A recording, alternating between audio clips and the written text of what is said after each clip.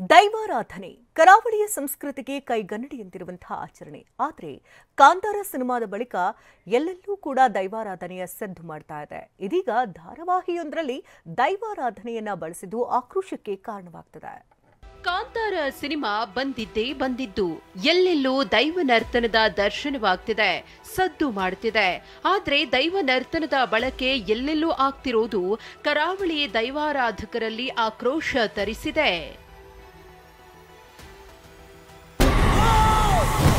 ಕೈ ಹಿಡಿದು ನಡೆಸು ಕಾಣದ ಆ ಶಕ್ತಿಗೆ ಹೆಸರೇ ಇದೇ ದೃಶ್ಯ. ಧಾರಾವಾಹಿಯಲ್ಲಿ ಬಳಕೆಯಾಗಿರುವ ಇದೇ ದೃಶ್ಯ ಕರಾವಳಿ ದೈವಾರಾಧಕರಲ್ಲಿ ಆಕ್ರೋಶ ತರಿಸಿದೆ.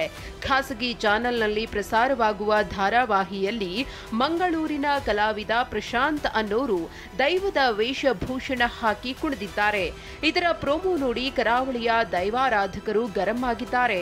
ಕಲಾವಿದ ಹಾಗೂ ಧಾರಾವಾಹಿ ನಿರ್ದೇಶಕನ ವಿರುದ್ಧ ಪ್ರಕರಣ ದಾಖಲಿಸುವಂತೆ ಮಂಗಳೂರು ನಗರ ಪೊಲೀಸ್ ಕಮಿಷನರ್ಗೆ ಪಾಂಡೇಶ್ವರ ಪೊಲೀಸ್ ಠಾಣೆಗೆ ದೂರು ನೀಡಿದ್ದಾರೆ. ತುಳುನಾಡ ದೈವಾರಾಧನೆ ಸಂರಕ್ಷಣಾ ಯುವ ವೇದಿಕೆ ಸದ್ಯ ದೂರು ನೀಡಿದೆ. ಅಪಹಾಸ್ಯಕ್ಕೆ ಗುರಿಯಾಗ್ತಿದೆ ನಮ್ಮ ದೈವಗಳು. ದೈವ ನಿಂದನೆ ಆಗ್ತಾ ಉಂಟು. ನಮ್ಮದು ಹೋರಾಟ ದೈವ ನಿಂದನೆ ಆಗಬಾರ್ದು. ಭಕ್ತಿಪೂರ್ವಕ ಹೃದಯದಲ್ಲಿ ಇರಬೇಕು ಪ್ರತಿಯೊಬ್ಬರದು ಅಂತ ನಾವು ನಮ್ಮದು ಮನವರಿಕೆ ಮಾಡುತ್ತೇವೆ. ಮುಂದೆ ನಮ್ಮ ಧಾರ್ಮಿಕ ನೆಲೆಗಳು ಕೈತಪ್ಪಿ ಹೋಗಬಹುದು ಅಂತ ದೂರದೃಷ್ಟಿಯನ್ನು ಇಟ್ಕೊಂಡು ನಾವು ಈ ವೇದಿಕೆಯನ್ನು ಸೃಷ್ಟಿ ಮಾಡಿ ನಾವು ಇವತ್ತು ಈ ಹೋರಾಟಕ್ಕೆ ಇಳಿದಿದ್ದೇವೆ. ಸಂಪ್ರದಾಯದ ನಿಯಮ ಮುರಿದು ಆಚರಣೆ ಮಾಡುತ್ತಿದ್ದಾರೆಂದು ಆಕ್ರೋಶ ಹೊರಹಾಕ್ತಿದ್ದಾರೆ. ಇನ್ನು ಚಿತ್ರೀಕರಣಕ್ಕಾಗಿ ದೈವಸ್ಥಾನದಲ್ಲಿ ಕೋಲ ಇದೆ ಅಂತ ಸುಳ್ಳು ಹೇಳಿ ಬ್ಯಾಂಡ್ ವಾದ್ಯದವರನ್ನ ಕರೆಸಿದ್ದಾರೆ ಎಂದು ಆರೋಪಿಸಿದ್ದಾರೆ.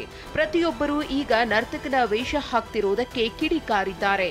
ಇದರ ಜೊತೆ ಅಶೋಕ್, TV9 ಮಂಗಳೂರು.